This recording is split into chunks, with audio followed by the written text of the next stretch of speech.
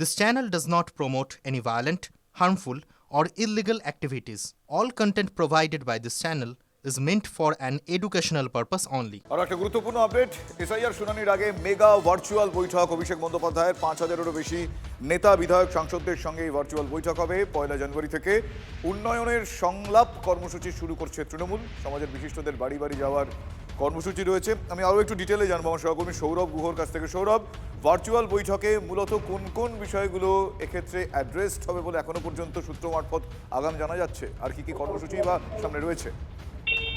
দেখো, উন্নয়নের পাঁচালী নিয়ে সামগ্রিকভাবে আলোচনা হচ্ছে। এই উন্নয়নের পাঁচালীকে বেশ কয়েকটি ভাগে ভাগ করা হয়েছে। যেমন উন্নয়নের পাঁচালী নিয়ে যে জনসংযোগ হবে গোটা রাজ্য জুড়ে, 1 মাস ব্যাপী এই জনসংযোগ হবে। তার প্রথম ধাপে রয়েছে বাংলার সমর্থনে জনসংযোগ। এটা কাদের সঙ্গে হবে? ধরো একটি নির্দিষ্ট বুথের কোনো বিশিষ্ট ব্যক্তি যাদের সমাজে অবদান রয়েছে, চিকিৎসক, শিক্ষক বা কোনো বিশিষ্ট মানুষ, তাদের কাছে যাওয়া হবে। গিয়ে মমতা বন্দ্যোপাধ্যায়ের লেখা চিঠি দেওয়া হবে, উত্তরীয় দেওয়া হবে, উন্নয়ন নিয়ে তাদেরকে প্রচার করা হবে, তাদের মতামত শোনা হবে এবং গোটাটাই অত্যন্ত বিনয়ের সঙ্গে তাদেরকে সমর্থন প্রত্যাশা করা হবে, সমর্থন আবেদন করা হবে। এটা গেল যে বাংলার সমর্থনের সংযোগ, এটা বিশিষ্টদের সঙ্গে। এর পাশাপাশি থাকবে যে প্রতিটি বুথে একেবারে ক্লাসরুম স্টাইল পথসভা, অর্থাৎ ক্লাসরুম স্টাইল পথসভা মানে কি কি উন্নয়ন হয়েছে তা ফ্লেক্সের মাধ্যমে বা এলইডির মাধ্যমে প্রচার করে পথসভা হবে। এটাকেই তৃণমূল কংগ্রেস বলছে ক্লাসরুম স্টাইলড পথসভা। পাশাপাশি থাকবে হচ্ছে যে পাশাপাশি যেটা গুরুত্বপূর্ণ তা হলো বুথ ভিত্তিক পাড়ার সংলাপ। এই পাড়ার সংলাপ হচ্ছে বিভিন্ন বুথে যাওয়া, সেই বুথে বিভিন্ন মানুষের সঙ্গে গিয়ে পাড়া বৈঠকের মধ্যে দিয়ে মমতা বন্দ্যোপাধ্যায়ের সরকারের উন্নয়নমূলক প্রকল্পের প্রচার করা এবং তাদের সমর্থন প্রত্যাশা করা।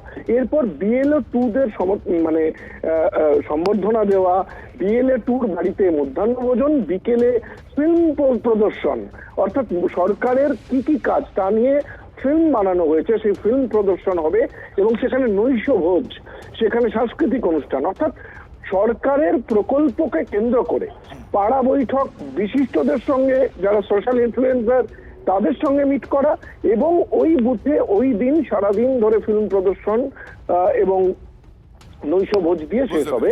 এভাবেই কিন্তু নিবিড় জনসংযোগ কর্মসূচি আজকে ঘোষণা হচ্ছে যে জানুয়ারি মাস থেকে শুরু হবে। ধন্যবাদ সৌরভ। অন্যদিকে জেলা কমিটি ঘোষণা হতে না হতেই তুমুল কোন্দল তৃণমূল কংগ্রেসের মধ্যে। আক্রান্ত তৃণমূল কংগ্রেসের একাধিক কর্মী, গাড়ি বাইক সেগুলো ভাঙচুর করা হয়েছে, বোমাবাজি পর্যন্ত হয়েছে। শাসক কোন্দলে উত্তপ্ত পূর্ব বর্ধমানের আউসগ্রামের উক্তা বলে একটি এলাকা। নয়া সহ সভাপতি শফিকুল আলমের কয়েকজন অনুগামী আক্রান্ত হয়েছেন তারা। ভোটের আগে অন্তর্কলহে অস্বস্তিতে শাসক দল আরও একবার। আমি তো গ্রামে পঞ্চায়েত সদস্য, কৃষি সংসলন। আমি কৃষি সংসলের যেসব মাল আসে আমি সেখানে প্রতিবাদ করি। আমি সই দিতে চাই না যে এটা কিসের জন্য সই নিচ্ছ, আমাকে এটা জানাতে হবে তারপর আমি সই দেবো। সেই জন্য আরও আমার এই ওপর অত্যাচার করছে। আবার ঘরে লাঠি চার্জ করে ইট পাথর বালি ইট ছুঁড়া করে, বোম মারতে মারতে এসে আমার স্বামীর জন্যে আমার ছেলেদের জন্য বলছে বার করে দিন তোমার ছেলেকে মেরে দেবো, তোমার স্বামীকে মেরে দেবো। এরমভাবে সে অত্যাচার, আর দরজা ভেঙে ঢুকতে চাইছে। আমরা প্রাণে ভয়ে ঘরের দরজা বন্ধ করে আমি ঘরের মধ্যেই আমরা আছি। আমাদের দলের মধ্যে এরকম কিছু হয় না। আমাদের শৃঙ্খলাবদ্ধ দল তৃণমূল কংগ্রেস। শৃঙ্খলা বজায় রেখে চলে, দল করতে হলে সবাইকে একসঙ্গে চলতে হবে, এটাই দলীয় নির্দেশ। এর বাইরে কেউ যদি অশান্তি করে, কেউ যদি দলীয় শৃঙ্খলা ভাঙে, তাদের বিরুদ্ধে ব্যবস্থা নেওয়া হবে, সে যেই হোক। তৃণমূল মানেই গোষ্ঠীকন্দল, তৃণমূল মানেই দুর্নীতি, তৃণমূল মানেই ধর্ষণ, তৃণমূল মানেই বোমা বারুদ দিয়ে এলাকা দখলের লড়াই। আউসগ্রামের ঘটনা তার কোনো ব্যতিক্রম নয়, তার জলজ্যান্ত উদাহরণ যে আবারও দেখা গেল যে কিভাবে বোমা বারুদ দিয়ে তৃণমূল কংগ্রেসের নেতাকর্মীরা এলাকা দখলের লড়াই চালাচ্ছে এবং প্রশাসন এখানে চোখে তুলি এঁটে বসে আছে।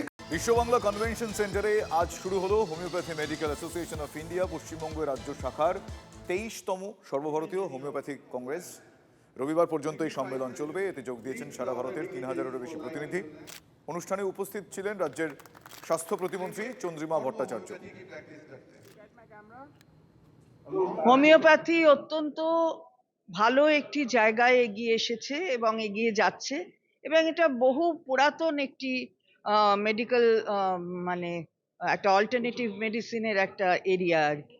তো আমাদের এখানে রাজ্য সরকার, মাননীয় মুখ্যমন্ত্রী মমতা বন্দ্যোপাধ্যায়, তিনি সবসময় এই অল্টারনেট মেডিসিনের কথা নিয়ে ভাবেন এবং তার দৃষ্টিপাত আছে, এবং তিনি কিন্তু এই ডিপার্টমেন্টকে হেড করেন, এটা মনে রাখতে হবে। ফলে আমাদের এখানে পরিষেবা উত্তরোত্তর বৃদ্ধি পাচ্ছে। এখানে যে দেখছেন এই HMAI, এটার কিন্তু ফাউন্ডেশনটাই এখানে হয়েছে, এবং এরা গোল্ডেন জুবিলি সেলিব্রেট করছে। সবচেয়ে বৃহৎ একটা সংগঠন, সারা পৃথিবীর মধ্যে বৃহৎ সংগঠন, যার বুনিয়াদ তৈরি হয়েছে বাংলায়। এটাই বাংলা।